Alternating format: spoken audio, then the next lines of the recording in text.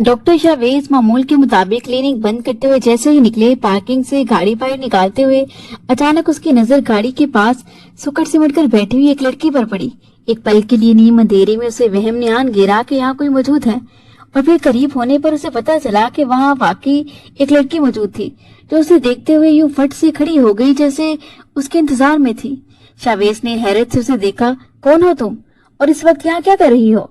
Chavez की बात सुनते हुए उसने अपनी हुडी को दुरुस्त किया और उसकी आंखों में देखते हुए शरारत से बोली, मैं आपका इंतजार कर रही थी। उसके चंचल और शौक सी आवाज सुनकर शावेज को हैरत हुई। वो ऐसी लड़की थी जिससे वो पहली बार मुलाकात कर रहा था, और वो उससे यूं बात कर रही थी जैसे वो उसे पहले से ही जानती हो। मेरा इंतजार? लेकिन किस लिए? शावेज के लहजे में हैरत उतर आई। मैं इसलिए आपका इंतजार कर रही थी ताकि आप मुझे अपने क्लिनिक में एक रात रुकने के लिए इजाजत दे दें। उसकी बात सुनकर शावेज को मजीद हैरत हुई। जान ना पहचान और वो उससे क्लिनिक में एक रात गुजारने की इजाजत मांग रही थी। देखने में वो अच्छे खासे घराने की मालूम हो रही थी। मेरे ख्याल में तुम जो भी हो, तुम्हें अपने घर जाना चाहिए। क्लिनिक में एक रात गुजारने से तुम्हारा क्या मकसद है? अगर मेरा घर होता तो मैं आपकी मुंतजिर न होती। आप तो वैसे भी चले जाएंगे और क्लिनिक बिल्कुल खाली है, तो क्या है अगर मैं एक रात गुजार लूं? किसी गरीब का भला हो जाएगा। उसका शौकी भरा लहजा बिल्कुल बेतकल्लुफाना था, जैसे वो पहली मुलाकात में ही फ्री होने की कोशिश कर रही हो। मगर शावेज को ये बातें जरा बराबर जेब नहीं देती थी, और ना ही वो ऐसी तबीयत का मालिक था। अगर वो किसी भी एंगल से गरीब और बेघर होती तो फिर भी वो उसका कोई न कोई बंदोबस्त कर देता, लेकिन वो लड़की हकीकत में उसका इम्तिहान ले रही थी। पूरे दिन की थकावट की वजह से उसका दिमाग पहले ही झंझलाया हुआ था कि सोच में पड़ गई। मैं वाकई गरीब हूँ और मुझे फिलहाल ठिकाना चाहिए। एक रात की बात है और फिर सुबह तो मैं वैसे भी किराए के मकान में चली जाऊंगी। एक बेसहारा लड़की की मदद कर देने से आपका अपना भला हो जाएगा डॉक्टर साहब। शावेज अब उसकी बहस से बिल्कुल आजिज आ चुका था। वो इतनी आसानी से उसकी जान छोड़ने वाली नहीं थी, इसलिए उसने इजाजत देते हुए उसे जाने के लिए कहा। लेकिन फिर ये ख्याल आते ही वो रुक गया कि वो जो भी थी अब उससे एक रात की पनाह मांग रही थी। उसकी उम्र तकरीबन बामुश्किल 18 साल के करीब थी, और उसे देखते हुए शावेज को ये महसूस नहीं हो रहा था कि वो उसे किसी किस्म का नुकसान पहुंचाएगी। इसलिए उसने उसे क्लिनिक में एक रात गुजारने की इजाजत दे दी। लेकिन उसे फिर ये ख्याल आया कि क्लिनिक में रात को तो चौकीदार भी रुकता है, और ख्वाह मख्वाह कोई ना कोई सीन क्रिएट हो जाएगा जिसकी वजह से उसकी इज्जत मिट्टी में मिल सकती है। तुम ऐसा करो, क्लिनिक में मत जाओ, गाड़ी में बैठो, मैं तुम्हें अपने घर ले जाता हूँ। उसने दरवाजा खोलते हुए संजीदगी से कहा तो वो लड़की हैरत से घूमते हुए उसे देखने लगी। अरे वाह, मुझे तो लगा था कि डॉक्टर साहब के दिल में नरमी नहीं है, लेकिन अचानक नरमी जाग गई। उसकी बात सुनकर शावेज ने उसे एक घूरी से नवाजा और गाड़ी में बैठते हुए गाड़ी स्टार्ट कर दी। अबिया को अंदाजा हो चुका था कि अगर उसने एक लम्हे की भी देर की तो वो गाड़ी भगा कर ले जाएगा, इसलिए जल्दी से दरवाजा खोलते हुए गाड़ी में बैठ गई। वो उसे यूं मानूस थी जैसे उसे अरसे से जानती हो और उसकी तबीयत से वाकिफ हो। अमूमन किसी भी अजनबी और गैर महरम से बात करते हुए लड़कियों के दिल में अंदेशे जन्म लेती हैं, लेकिन वो इतने अहम तरीके से बात कर रही थी जैसे उसे किसी किस्म का अंदेशा ना हो, और यही बात शावेज को हैरत में मुब्तला कर रही थी। वो उसे अपने घर में ले आया। अगर उसे पनाह देनी थी तो फिर उसकी इज्जत की हिफाजत के साथ देता। फिलहाल ना वो बहस के मूड में था और ना ही किसी किस्म का रिस्क ले सकता था। लेकिन घर में दाखिल होने के बाद उसे ये मालूम हुआ कि उसकी माँ घर नहीं है। ये सुनकर तो जैसे उस पर हैरत का पहाड़ टूट पड़ा। वो उस लड़की को भी घर ले आया था और माँ भी घर पर नहीं थी। उसने मोबाइल निकाला तो उसकी माँ की कई कॉल्स उसे मसूल हो चुकी थी। वो मसरूफियत की वजह से वक्त निकाल कर सुन ही नहीं पाया था। उसने माँ को कॉल की तो उन्होंने उसे बताया कि उसके मामू की अचानक तबीयत खराब हो गई थी। इसी वजह से उन्हें अबाद साहब की इयादत के लिए जाना पड़ा और अब वो एक रात ही रुकने का इरादा रखती हैं। उन्होंने उसे तसल्ली दिलाई कि वो वापस सुबह जल्दी आ जाएंगे। इधर शावेज को मजीद परेशानी ने घेर लिया। अगर उसे पहले से मालूम होता कि वो घर पर नहीं है तो वो उस लड़की को यहाँ न लेकर आता। लेकिन अब क्या हो सकता था। वो लड़की जल्दी से लाउंज में आई और लाउंज में बिखरी हुई चीजों को उठा उठा कर समेटने लगी, जैसे वो पहले से इस घर में रहती या इस घर के बारे में जानती हो। तुम्हें इन चीजों को संभालने की जरूरत नहीं है। मेरी माँ घर पर नहीं है और वैसे भी वो सुबह आ जाएंगी। तुम बस यहीं रहो और सुबह अपने लिए किसी और रिहाइश का बंदोबस्त करो। वो संजीदा लहजे में कहता हुआ अपने कमरे में चला गया और वो लाउंज में खड़ी मुंह बनाते हुए उसकी नकल उतार कर उसे देखती रही। थोड़ी देर के बाद वो फ्रेश होकर नीचे आया तो उसने लाउंज को काफी हद तक समेट लिया था। उसे देखकर हैरत भी हुई कि वो लड़की इस कदर भी तकल्लुफ और शौक तबीयत की है कि उसे कोई भी बात बुरी नहीं लगती और ना ही वो किसी बात को अपने दिमाग में जगह देते हुए उसकी नेगेटिव साइड को सोच रही है। हालांकि उस वक्त उसे ये सोचना चाहिए था कि उसकी माँ घर पर नहीं है और वो उस लड़की के साथ अकेली रहेगी। अमूमन किसी भी मर्द के साथ अकेली रहते हुए औरत को अपनी इज्जत का अंदेशा होता है, या फिर वो थोड़ी खौफजदा हो जाती है, या फिर ये फितरी बात है कि जब भी किसी के घर में जाया जाता है तो शर्म और जिद्दत को मलहूज़े खाती रखा जाता है। लेकिन यहाँ ऐसा कोई सीन नहीं था। वो लाउंज में बैठी जैसे शावेज का इंतजार कर रही थी। शावेज ने खाना ऑर्डर कर दिया। थोड़ी देर के बाद खाना आया तो वो भी उसने पेट भरकर खा लिया। शावेज को ये लड़की हैरत ज़दा कर रही थी, लेकिन फिर भी ये बात इखलाकियात के खिलाफ थी कि वो उसे खाने पर टोक देता। इसलिए खाना खाते हुए वो उठकर अपने कमरे में चला गया। थोड़ी देर के बाद उसने लैपटॉप निकाला और बेड पर बैठकर काम में मसरूफ था तब दरवाजे पर हल्की सी दस्तक हुई और वो अंदर दाखिल हुई। वो तो भूल ही चुका था कि उसे सोने के लिए भी कोई ना कोई जगह चाहिए थी। इससे पहले कि वो उस बारे में उससे बात करता तो वो जल्दी से छलांग लगाते हुए बेड पर बैठ गई। नीचे उतरो, तुम यहाँ नहीं बैठोगी। इसी वक्त तुम जाकर अम्मी के कमरे में सो जाओ और खबरदार उनकी चीजों को हाथ लगाया तो वो बहुत गुस्सा करेंगी। शवेज को अंदाजा हो चुका था कि उसकी संजीदगी और गुस्सा उस पर असर नहीं कर रहा, इसलिए वो नॉर्मल रवैये में उसे कहता हुआ काम में मशगूल हो गया। उसकी बात सुनकर उसने जाते हुए भी गुस्सेली नजरों से उसे देखा। इतने बड़े बेड पर आप अकेले सोएंगे? मैं यहाँ थोड़ी जगह पर लेट जाती हूँ आपके पैरों की जानिब। आप यकीन करें मैं आपको तंग नहीं करूंगी, बस मुझे अकेले सोते हुए डर लगेगा। न जाने वो कैसी लड़की थी तो उसका इम्तिहान पर इम्तिहान लिए जा रही थी। तुम्हें जरा सी भी शर्म है? तुम लड़की होकर किस तरह की हरकतें कर रही हो? तुम्हें पता भी है कि एक नामहरम के साथ सोते हुए औरत को क्या फील होता है? उसने उसे अपनी बातों से डराना चाहा और वो वाकई खौफजदा नजरों से उसे देखने लगी। आई एम सॉरी, आप मुझे शक्ल से काफी शरीफ लग रहे थे, इसीलिए मुझे आप पर एतबार आ गया, लेकिन मैं तो नहीं समझती कि आप मुझे बिला वजह मार देंगे। यानी किसी को नुकसान पहुंचाने के लिए उसको मार देना उसके सामने सबसे बड़ा नुकसान था और इससे आगे उसके जहन का पहिया घूमने से कासिर था। अब शावेज को हकीकत में बेइंतहा गुस्सा आने लगा था। वो जल्दी से बेड से उठा और उसे बाजू से पकड़कर बेड से उतार कर दरवाजे की जानिब धकेल दिया। तुम शायद अभी तक मेरे गुस्से से वाकिफ नहीं हो। जाओ, जाकर अम्मी के कमरे में सो जाओ। और अब अगर तुम बिला इजाजत मेरे कमरे में या कहीं भी जाती हुई मुझे दिखाई दी तो रात के इसी वक्त पकड़कर गली में निकाल दूंगा, समझी तुम?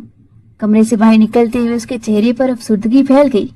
वो शख्स उसके जज्बात का ख्याल न करते हुए उसे कैसे बाहर धकेल रहा था। बड़े और पैसे वाले लोगों को वाकई मेहमानों को अपने घर में जगह देते हुए मौत पड़ती है। उसने अपनी बात को खुद ही सराहा और फिर उसकी माँ के कमरे की जानिब चली गई। हर चीज वहां नफासत से रखी गई थी। बेड पर जाते उसने कंबल अपने ऊपर किया और सोने के लिए लेट गई। दिन भर की उछल कूद ने उसे वाकई थकावट ज़्यादा कर दिया था और लम्हों में नींद उस पर हावी हो गई और वो सोती चली गई।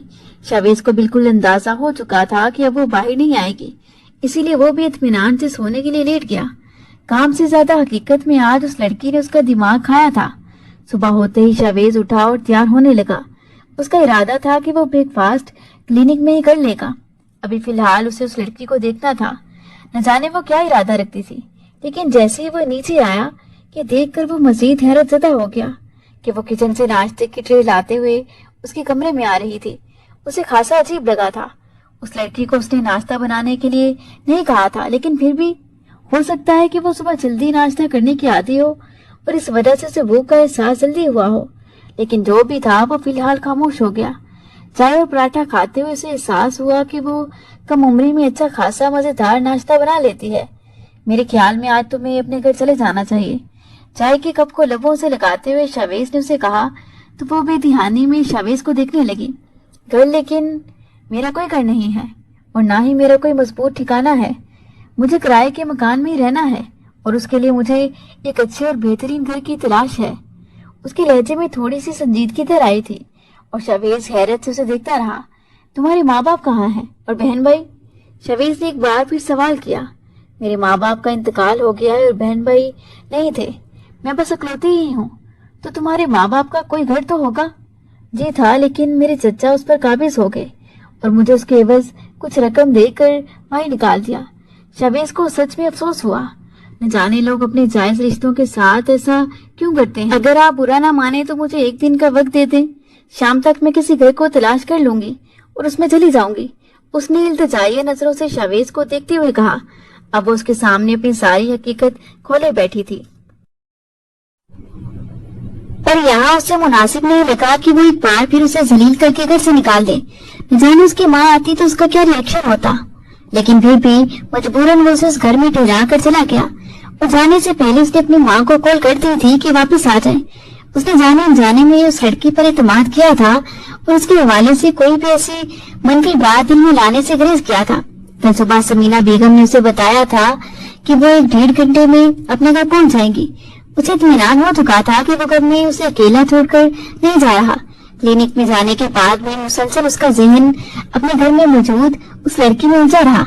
न जाने उसने ठीक किया था उस पर एतबार करके या गलत, लेकिन जो भी था वो उस पर इत्मीनान कर चुका था।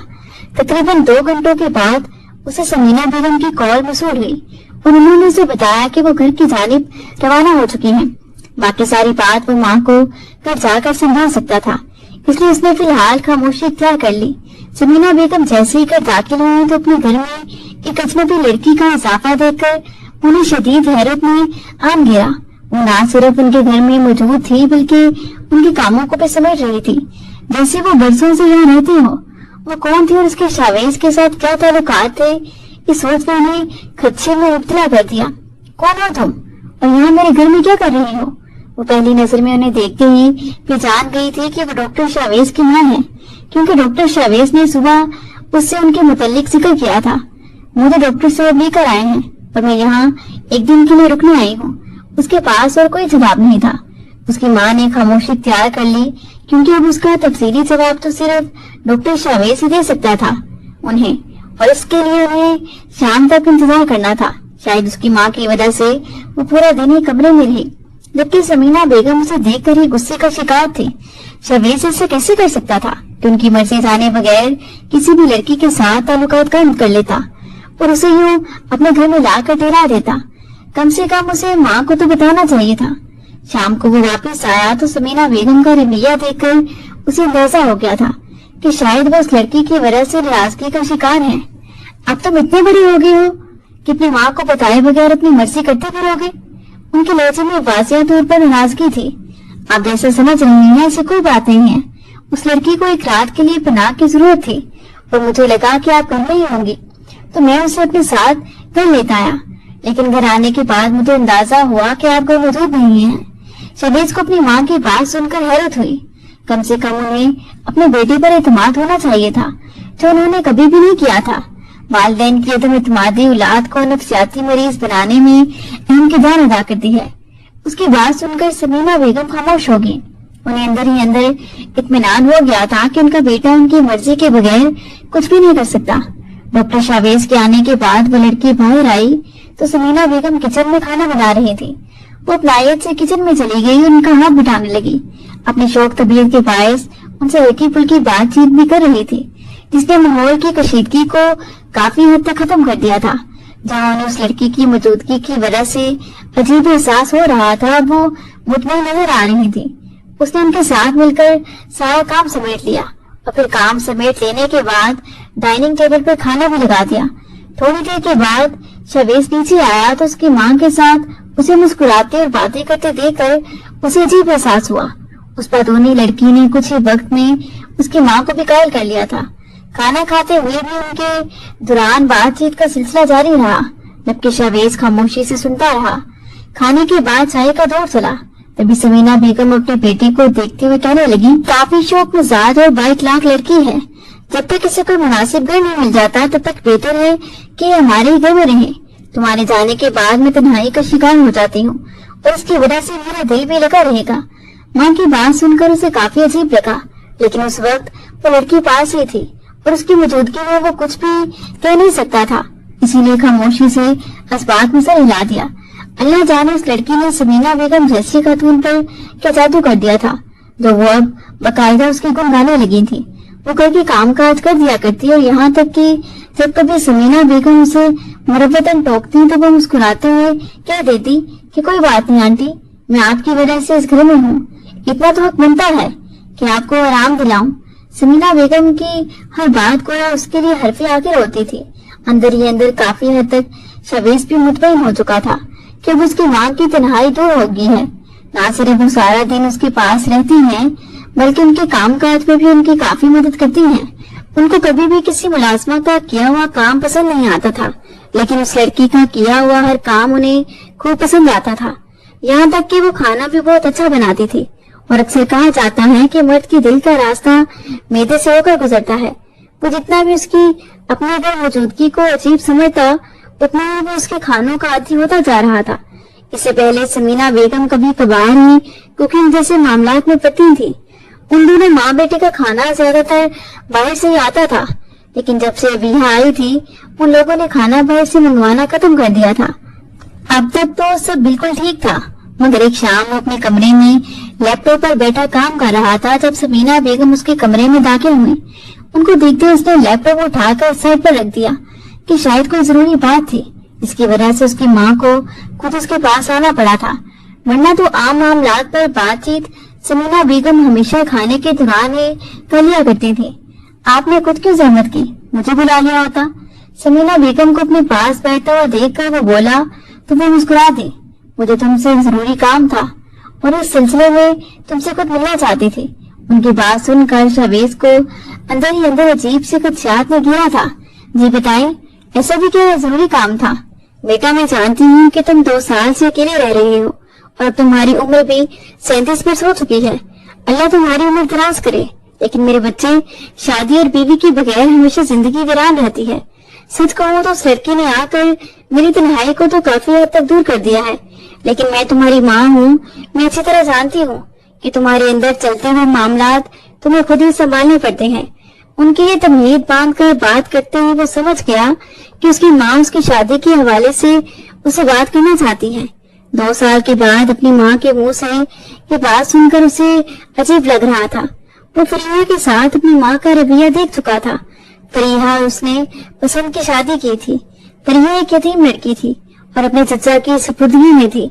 वो दोनों यूनिवर्सिटी में साथ ही पढ़ते थे जब वो फरीहा को पसंद करने लगा। ना जाने उस रोज उसकी माँ उसके इसरार करने पर फरीहा के घर गई और वहां जाकर कौन सी बातें की कि दूसरे ही रोज उसके चचा की कॉल आई और उन्होंने अजीबोगरीब शर्त शवेस के आगे रख दी। क्लिनिक से वापसी पर मुझे अपने घर मिलो, मैं तुमसे मुलाकात करना चाहता हूँ। और जब वो उनके घर पहुंचा तो फरीहा के चचा ने उसे ड्राइंग रूम में बिठाया। थोड़ी देर के बाद वो अंदर दाखिल हुए और उन्होंने आते ही इस्लाम के बाद जो बात कही, शवेस उन्हें देखता रह गया। उस लड़की को मैंने पाला है और मैं ही उसका जवाबदार हूँ। अगर तुम उससे निकाह करना चाहते हो तो मैं अभी काजी साहब को बुला कर ले आता हूँ और यही आज ही निकाह करने के बाद उसे रुखसत करके अपने घर ले जाओ, वरना आज के बाद तुम्हारी जुबान से मुझे उसका नाम नहीं सुनाई देना चाहिए। उनकी ये बात सुनकर शवेस उन्हें देखता रह गया। शादी के मामलात ऐसे तो तय नहीं पाते। उस वक्त उसके पास कोई भी मौजूद नहीं था, उसकी माँ भी नहीं, लेकिन सामने खड़ा शख्स अपनी जिद पर कायम था। थोड़ी देर के बाद वाकई उसका और फरीहा का निकाह हो गया और उन लोगों ने फरीहा को एक शॉल में शवेस के साथ रवाना कर दिया। उसे फरीहा की फैमिली के बारे में कुछ भी इल्म नहीं था और ना ही वो उसके मुतालिक जानना चाहता था। वो तो बस इस बात पर हैरान था कि फरीहा के चचा ने किस बात की बिना पर उसे यूं धकेलते हुए उसके हवाले कर दिया था। हालांकि उसकी माँ पूरे इज्जत और एहतराम के साथ वह रिश्ता लेकर गई थी। उस रोज वो फरीहा को घर तो ले आया, लेकिन ये चीज फरीहा के लिए सारी उम्र का ताना बनकर रह गई। उसकी माँ ने उसे एक दिन भी सुकून का सांस नहीं लेने दिया।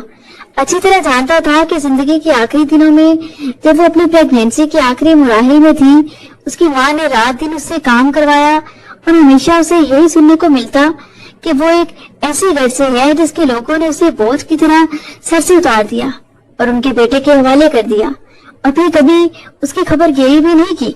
शवेस जब भी माँ से बात करने के लिए इरादा करता तो फरीहा उन्हें मना कर देती, क्योंकि वो जानती थी कि अपने खलूस और मोहब्बत से उन्हें कायल करे, न कि शवेस के डर की वजह से।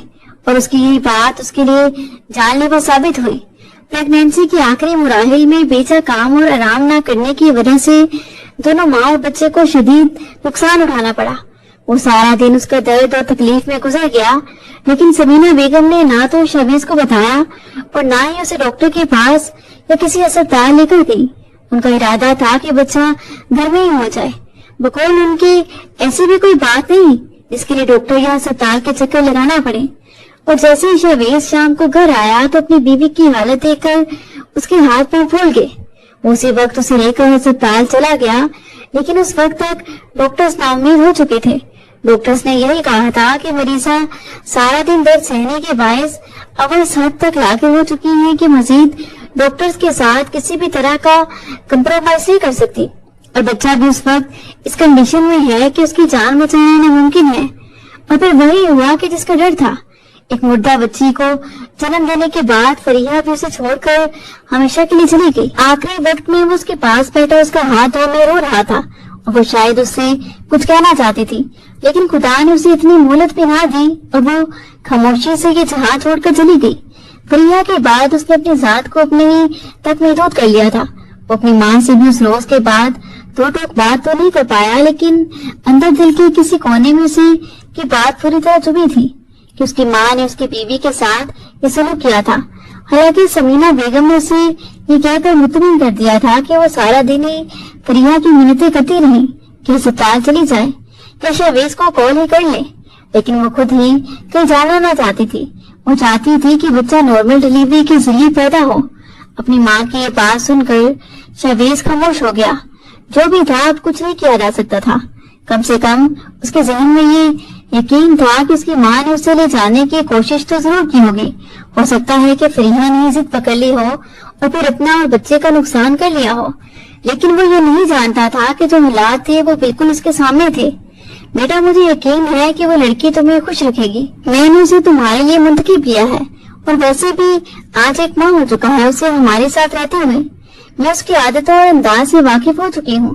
وہ اپنی چلبلی طبیعت سے تمہیں ہنستے پہ مجبور کر دے گی۔ وہ تمہاری زندگی کے سارے دکھوں کو مٹا دے گی۔ مجھے پختہ یقین ہے اس بات پر۔ بس تم اپنی ماں کی بات پر یقین کرو اور بسم اللہ پڑھتے ہوئے یہ قدم اٹھا لو۔ ماں کی بات اسے ماضی سے گھسیٹ کر حال میں لے آئی۔ ان کی بات سن کر وہ کٹی کٹی نظروں سے انہیں دیکھنے لگا۔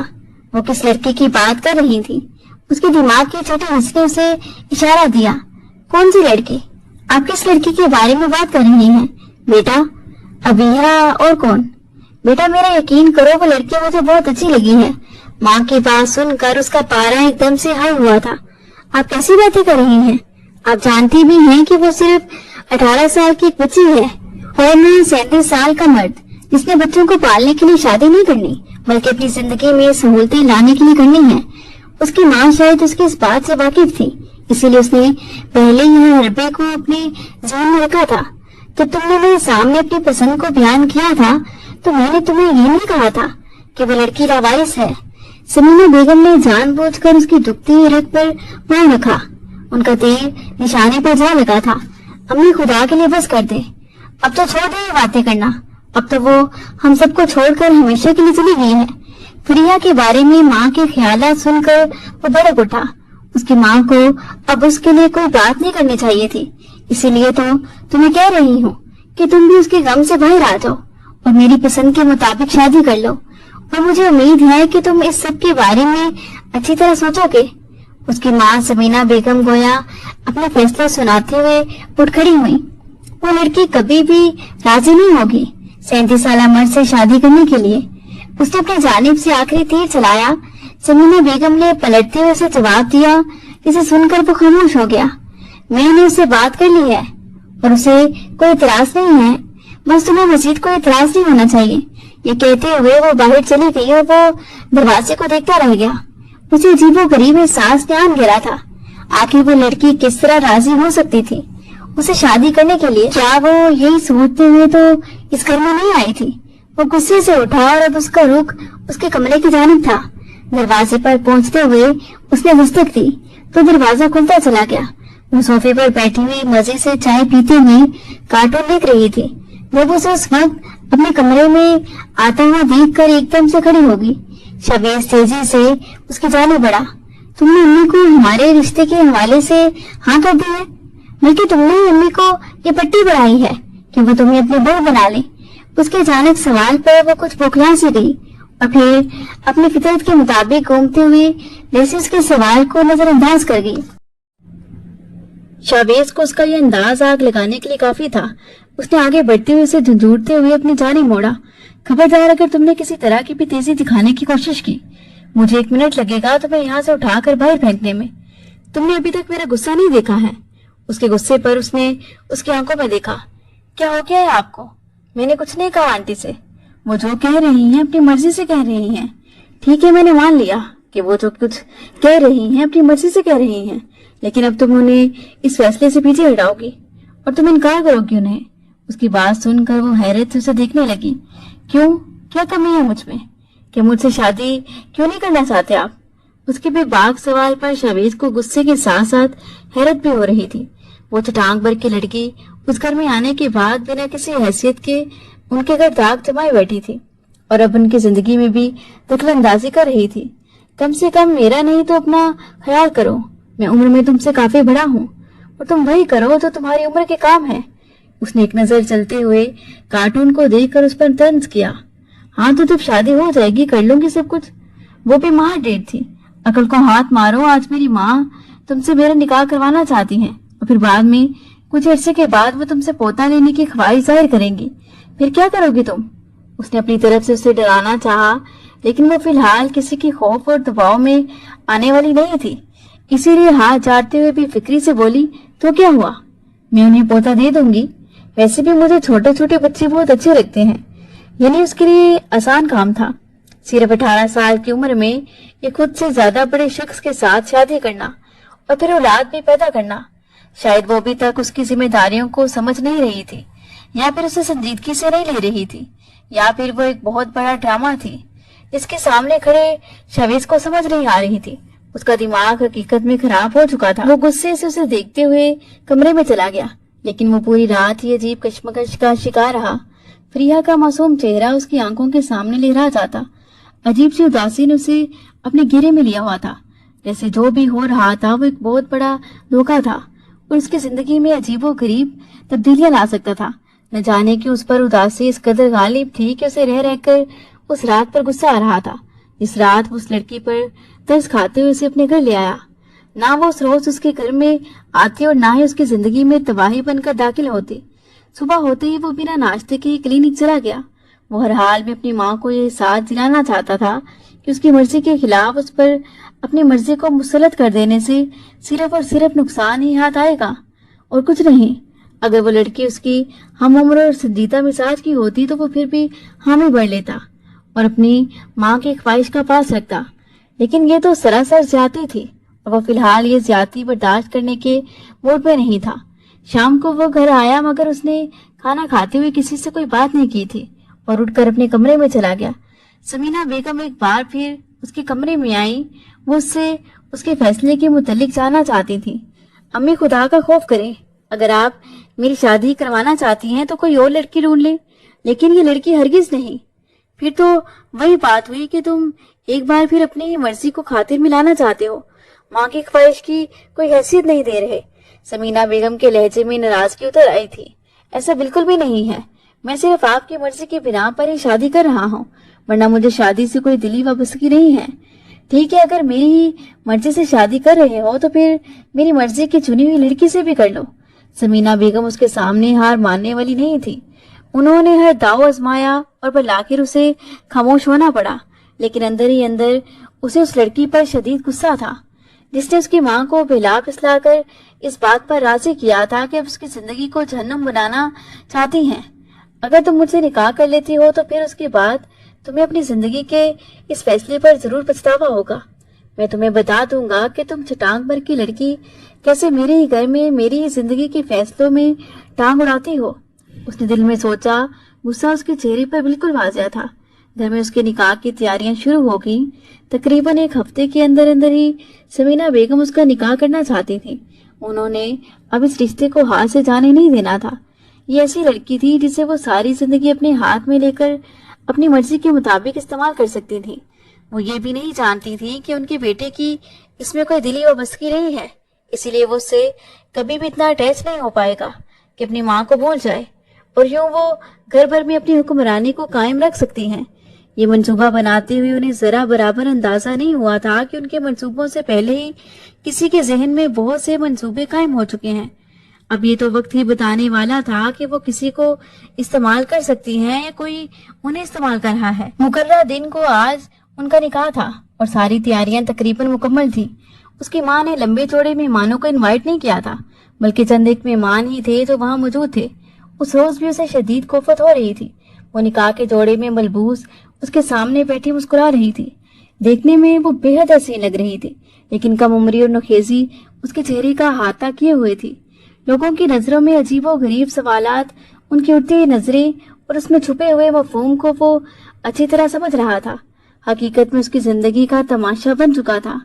न जाने कब निकाह हुआ, इजाफो कबूलियत की मुराहिल से गुजर कर उसने दस्तखत कर दिए और एक बार फिर वो किसी की दस्तरस में आ गया था।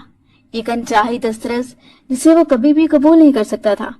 उसने अपने हम पेशा और अपने दोस्तों को ये सोचते हुए इनवाइट नहीं किया था कि वो लोग उसके बारे में क्या सोचेंगे, कि उसने अपनी जिंदगी का फैसला महज हफ्ज की बुनियाद पर किया था, जहां उसने एक कम उम्र बच्ची की जरूरतों का फायदा उठाकर उसे निकाह कर लिया ताकि अपने अंदर की ख्वाहिश को सुकून दे पाए। थोड़ी देर के बाद अबीहा को उसके कमरे में मुंतकिल कर दिया गया। कमरे में किसी तरह की सजावट नहीं थी, बस हल्की फुल्की फूलों की खुशबू और कमरे का पुरसुकून सा मंजर। वो बेड पर बैठी हुई न जाने किन सोचों में गुम थी। आज उसने जो कुछ सोचा था वही हो रहा था। अब वो मुकम्मल आजाद थी।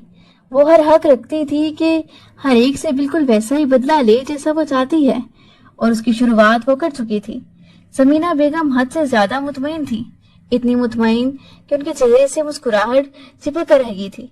अबीहा ने सारी शॉपिंग उनकी मर्जी की थी, बल्कि ये कहना बजा होगा कि उन्होंने अपनी मर्जी से ही उसे सब कुछ दिलाया था।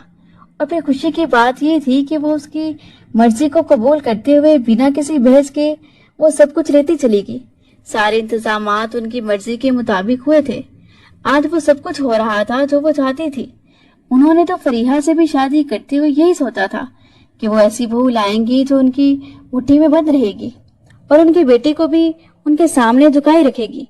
निकाह के बाद जैसे ही अबीहा उनके गले मिलने लगी तो उसने उनके हाथों को थाम कर उस पर अपने लब रख दिए। जहाँ इर्द गिर्द के लोगों में उनकी थाक बैठी थी, वहीं उनका अपना दिल भी मुसर्रत से भर चुका था। लेकिन ये एहसास बस कुछ ही लम्हों का था। हाथ पर बोसा देते हुए उसने समीना बेगम की हथेली में कागज के एक टुकड़े को दबा दिया। ये आपके लिए शुक्रगुजारी के तौर पर तोहफा है। मुझे उम्मीद है आप इसे जरूर पढ़ेंगी। समीना बेगम ने मुस्कुराते हुए उसे अपने पर्स में डाल लिया। यकीनन वो किसी लिखे हुए खत की वजह से उसकी शुक्रगुजारी और एहसानमंदी का मुजाहरा करना चाहती होंगी, और उन्होंने ये सब कुछ इसीलिए तो किया था। उन्हें और क्या चाहिए था। डॉक्टर शावेज जैसे ही कमरे में दाखिल हुआ तो उसे अपनी बेड पर बैठा हुआ पाया, पुरसुकून अंदाज में अपनी चूड़ियों से छेड़खानी करते हुए। वो बहुत मासूम लग रही थी।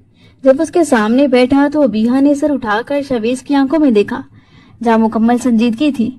मैंने तुम्हें कहा था इस निकाह से इनकार कर दो, लेकिन तुम अपनी जिद पर कायम रही। शावेज ने गुस्से से उसकी आंखों में देखते हुए संजीदगी से अपने अल्फाज दोहराए तो वो पलके झुका गई। मेरे ख्याल में आज हमारे दरमियान एक खूबसूरत रात की शुरुआत है, और आज आपको ऐसी बातें नहीं करनी चाहिए डॉक्टर साहब। यानी वो आज भी उसकी बातों को संजीदगी से नहीं ले रही थी। शावेज ने आगे बढ़ते हुए उसकी कमर में हाथ डाला और उसे अपने करीब कर लिया। उसकी इतनी कुर्बत पर पहली बार उसका दिल शिद्दत से धड़का था। क्या समझती हो तुम?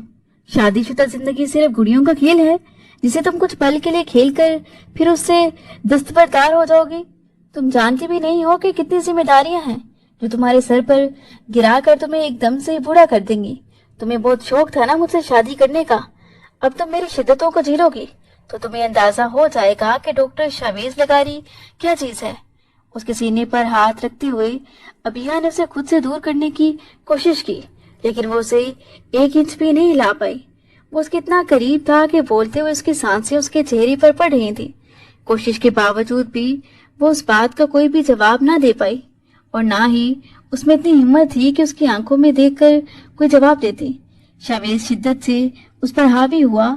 वो नहीं चाहता था कि वो उससे उसकी मासूमियत नोच ले, लेकिन उस रात उसे इतना गुस्सा था कि वो उसे जतलाना चाहता था कि उसने اپنی شادی کے لیے شاویز کا انتخاب کرنے کے بعد کتنی بڑی غلطی کی ہے۔ وہ سنجیدگی سے اسے اس بات کا احساس دلانا چاہتا تھا کہ شادی کیا چیز ہوتی ہے۔ ابیحا نے مزاحمت کرتے ہوئے اسے خود سے دور رکھنا چاہا، لیکن آج اس کی ہر مزاحمت جواب دے گئی۔ اسے حقیقت میں اس بات کا ادراک ہو چکا تھا کہ شاویز لگاری کس چیز کا نام ہے۔ اپنی تمام تر وحشتیں اور شدتیں اس پر نکالنے کے بعد وہ کروٹ بدل کر سو گیا۔ نہ جانے کیوں اندر ہی اندر اسے احساس شرمندگی نے آن گھیرا تھا۔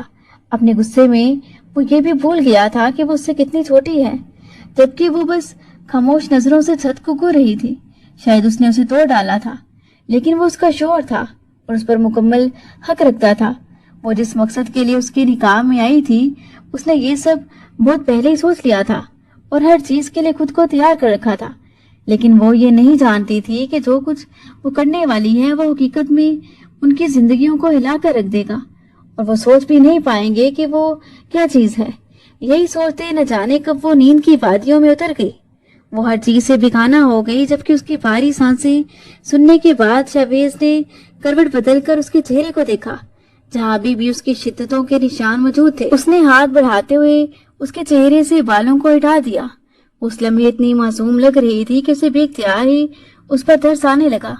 جو بھی تھا وہ ایک سنگدل انسان نہیں تھا، لیکن وہ لوگ جو زبردستی اس کی زندگی میں گھس کر اس کی زندگی میں مداخلت کرتے تھے، اسے وہ لوگ زہر کی طرح برے لگتے تھے۔ لیکن اس وقت اسے شدت سے احساس ہو رہا تھا کہ سامنے موجود لڑکی اس کی بیوی ہے۔ اس نے ایک بار ایک لڑکی کو اپنے عتاب اور لاپرواہی کا نشانہ بناتے ہوئے کھو دیا تھا، جس کے لیے وہ آج تک پچھتا رہا تھا۔ جو بھی ہو، آج کے بعد وہ اس لڑکی کو اس طرح سے ٹریٹ نہیں کرے گا، اور نہ ہی اس سے غافل ہو کر اس کی ذمہ داریوں کو کسی اور کے سر پر ڈالے گا۔ اس رات یہ اس نے اپنے دل میں پختہ ارادہ کر لیا تھا۔ صبح بھی وہ معمول سے ہٹ کر خاموش تھی۔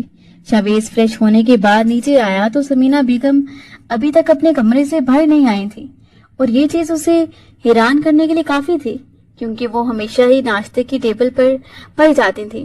اس رات جیسے ہی فارغ ہونے کے بعد سمینا بیگم اپنے کمرے میں آئی تو انہوں نے جیولری اور لباس کو تبدیل کرنے کے بعد اپنے پرس کو کھولا اور اس مڑے ہوئے کاغذ کو باہر نکالا، جس پر لکھی ہوئی تحریر کو دیکھ کر انہیں حیرت کا شدید جھٹکا لگا۔ ایک دم سے انہیں یوں محسوس ہوا جیسے ان کے سانس گلے میں ہی اٹک رہی ہے اور دل تیزی سے دھڑک رہا ہے۔